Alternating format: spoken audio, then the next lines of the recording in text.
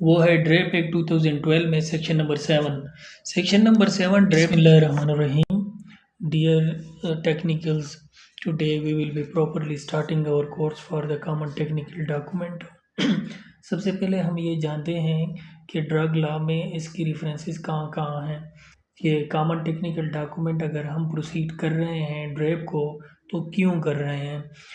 क्योंकि हमें पता है कि drug licensing registration and advertisement rules का रूल नंबर 26(1) ये हमें बताता है कि जब हमने रजिस्ट्रेशन ऑफ फार्मास्यूटिकल करनी होती है तो हम एक एप्लीकेशन जो है ना वो सॉफ्ट फॉर्म में, पहले ये हार्ड फॉर्म में जाता था, आजकल ये सॉफ्ट फॉर्म में है। तो सॉफ्ट फॉर्म में वो हम सबमिट करते हैं drug regulatory authority of Pakistan को। तो उधर लिखा है कि फॉर्म 5 या फॉर्म 5 इफ़ पे हम सबमिट करते हैं अपना application for registration of pharmaceutical product. फिर वो उधर जो है इवोल्यूएट होती है, इवोल्यूएशन के बाद क्वेरी आती है, क्वेरीज के बाद हम उनको दोबारा डिफेंड करते हैं, उनके क्वेश्चंस के आंसर देते हैं, एट द एंड फिर वो हमें रजिस्ट्रेशन लेटर दे देते हैं। ठीक है, तो ये इसका सबसे पहला रेफरेंस हुआ। तो रूल नंबर 26(1) में शेड्यूल ई का जिक्र हुआ है एक जगह। तो शेड्यूल ई जो है ना ये एक प्रॉपर फॉर्मेट है, कंप्लीट लिस्ट ऑफ डॉक्यूमेंट्स हैं जो हम एनक्लोज करते हैं अपने एप्लीकेशन में। हम एक कवरिंग लेटर बनाते हैं, कवरिंग लेटर में हम एनक्लोजर में जो है ना वो एक पूरा एक लिस्ट डालते हैं जिसको हम कहते हैं टेबल ऑफ कंटेंट। आगे जाकर हम उसको डिटेल से एक्सप्लेन करेंगे। तो वो उसके साथ लगा के हम शेयर करते हैं सॉफ्ट में to the drug regulatory authority of Pakistan. Okay, ये इसका सबसे पहला रेफरेंस हुआ। दूसरा रेफरेंस जो है अवेलेबल गाइडलाइंस। हमारे पास गाइडलाइंस, पब्लिश्ड गाइडलाइंस अवेलेबल हैं जो कि ड्रेप की वेबसाइट में हैं, और जो हमारा व्हाट्सएप ग्रुप है उसमें भी मैंने शेयर किए हैं। उधर गाइडलाइंस जो है ना ड्रेप की तरफ से जो पब्लिश हुई हैं, ये फर्स्ट एडिशन अभी तक अवेलेबल है। जो एडिशन 1 है अक्टूबर 2020 में फर्स्ट एडिशन आया हुआ है और वो अवेलेबल है, वेबसाइट पर भी अवेलेबल है और व्हाट्सएप ग्रुप में भी हमने शेयर किया हुआ है। तीसरा जो हमारे पास रेफरेंस है कॉमन टेक्निकल डॉक्यूमेंट के लिए, वो है ड्रेप एक्ट 2012 में section number 7। Section number 7 DRAP act 2012 ये बताता है power and function of authority. अच्छा, power and function of authority में C9 नंबर जो है वो हमें कहता है कि ड्रेप इम्प्लीमेंट करेगी इंटरनेशनल रिकॉग्नाइज्ड स्टैंडर्ड्स को। अब अगर हम कॉमन टेक्निकल डॉक्यूमेंट की बात करें तो कॉमन टेक्निकल डॉक्यूमेंट में आईसीएच गाइडलाइंस जो है वो इंटरनेशनली रिकॉग्नाइज स्टैंडर्ड्स हैं। एफडीए के जो गाइडलाइंस है, एफडीए का जो पैटर्न है वो इंटरनेशनली रिकॉग्नाइज स्टैंडर्ड है।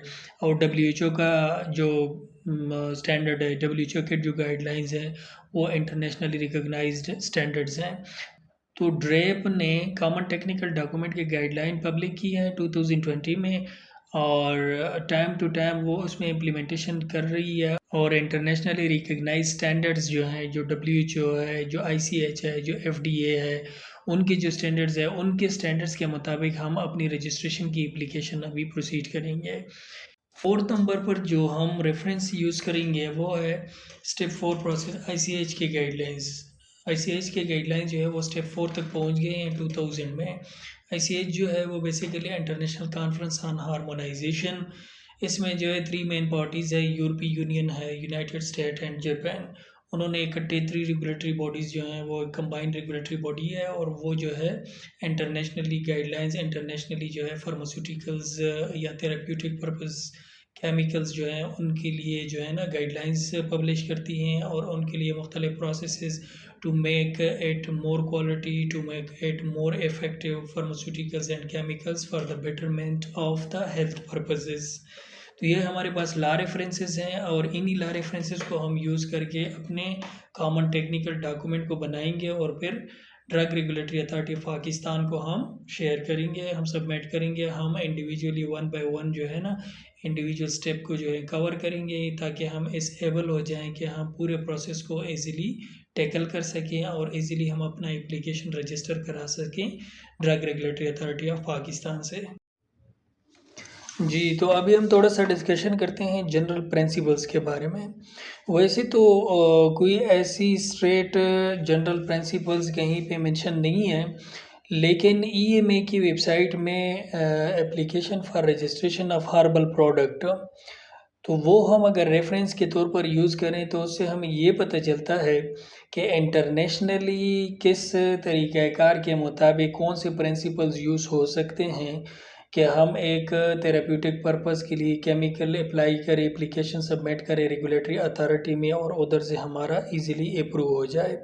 तो हम उन्हीं ही प्रिंसिपल्स को एज अ रेफरेंस लेते हैं अपने कॉमन टेक्निकल डॉक्यूमेंट की प्रोसेसिंग के लिए। तो उधर जो है ना मेनली जो थिंग्स मेंशन है पेपर साइज़ जो है ना वो drug regulatory authority of Pakistan के लिए जो हम एप्लीकेशन सबमिट करते हैं तो उसमें हम A4 साइज़ पेपर रखते हैं। और लिफ्ट मार्जिन ये जो पैरामीटर्स मैंने लिखे हैं ये बेसिकली हर्बल प्रोडक्ट की रजिस्ट्रेशन एप्लीकेशन ई में उधर से मैंने पिक की हैं और उन्होंने जो प्रिंसिपल मेन फोकस की हैं और जो पैरामीटर्स फोकस की हैं तो उन पैरामीटर्स के तहत हम अपने रेगुलेटरी अथॉरिटी को drug regulatory authority of Pakistan को भी एप्लीकेशन सबमिट करेंगे। तो पेपर साइज़ जो है ना वो A4 हम यूज़ करेंगे कॉमन टेक्निकल डॉक्यूमेंट के लिए। लिफ्ट मार्जिन ये भी एक पैरामीटर है। लिफ्ट मार्जिन हमने इतना रखना होता है चूँकि प्रीवियसली हम जब एप्लीकेशन सबमिट करते थे तो वो हार्ड फॉर्म में सबमिट करते थे और आजकल तो हम सॉफ्ट फॉर्म में ड्रेप ने आसानी बनाई है। अपनी ही कंपनी में बैठ के बंदा जो है ना इधर से डायरेक्ट एप्लीकेशन सबमिट कर सकता है। तो अगर फिर भी हम कोई डॉक्यूमेंट ड्रेप को भेजेंगे तो वो हम लेफ़्ट मार्जिन इतना रखेंगे कि जब हम बाइंडिंग करें तो उसमें कोई लफ्ज़ या कोई लेटर जो है ना वो छुपा ना हो। वो बाइंडिंग के दौरान जब हम उसमें स्टेपल करते हैं या कोई बाइंडिंग करते हैं तो उस दौरान कोई बाइंडिंग में कोई हुरूफ जो है ना वो छुपे ना। और फ़ॉन्ट साइज़ हम इतना रखेंगे कम से कम कि जो विज़िबल हो, जो कि इज़िली रीडेबल हो और मेनली ये एक स्टेटमेंट उधर भी लिखी है कि एक ऐसा फ़ॉन्ट साइज़ हम रखेंगे कि जब हम उसको फ़ोटोकॉपी भी करें तो उसके बाद भी एक लेटर या सेंटेंस जो है वो क्लियरली विज़िबल हो। Narrative text font size and style. Narrative text जो है ना वो हम लिखेंगे टाइम न्यू रोमन में। उधर भी ये स्टेटमेंट लिखी है कि टाइम न्यू रोमन में लिखना है और and style time new Roman में लिखना है और फ़ॉन्ट साइज़ जो है ना वो हमने 12 रखना होता है। पेज नंबरिंग जो है ना वो बहुत मस्ट एक ऑप्शन है। पेज नंबरिंग से हम ट्रेसिंग कर सकते हैं। बेसिकली आगे जब हम जाएंगे तो हम जब टेबल ऑफ़ कंटेंट लिखेंगे तो टेबल ऑफ़ कंटेंट में हम आगे पेज नंबर लिखेंगे और वो पेज नंबर पर हमें ट्रेस करेगा अपनी टारगेट डेटा पर।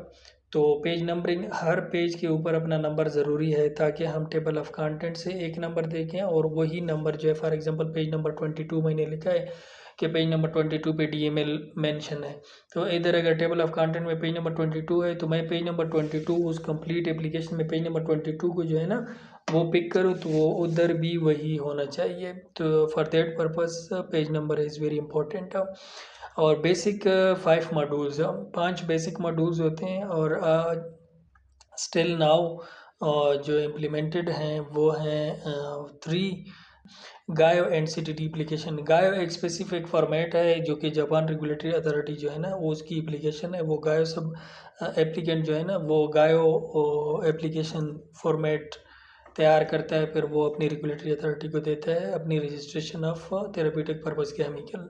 और हम जो है ना डायरेक्ट CTD एप्लीकेशन जो है ना वो फॉर्मेट उन्होंने ड्रेप की तरफ से हमें एक फॉर्मेट मिला है। हम उस फॉर्मेट में अपनी कंप्लीट डेटा जो है ना वो पुट करते हैं उस एक कंप्लीट एप्लीकेशन बना लेते हैं और फिर सब हम सबमिट करते हैं ड्रेप को। फिर उधर से हमें रजिस्ट्रेशन मिलती है और हमें मार्केट ऑथराइजेशन मिलती है।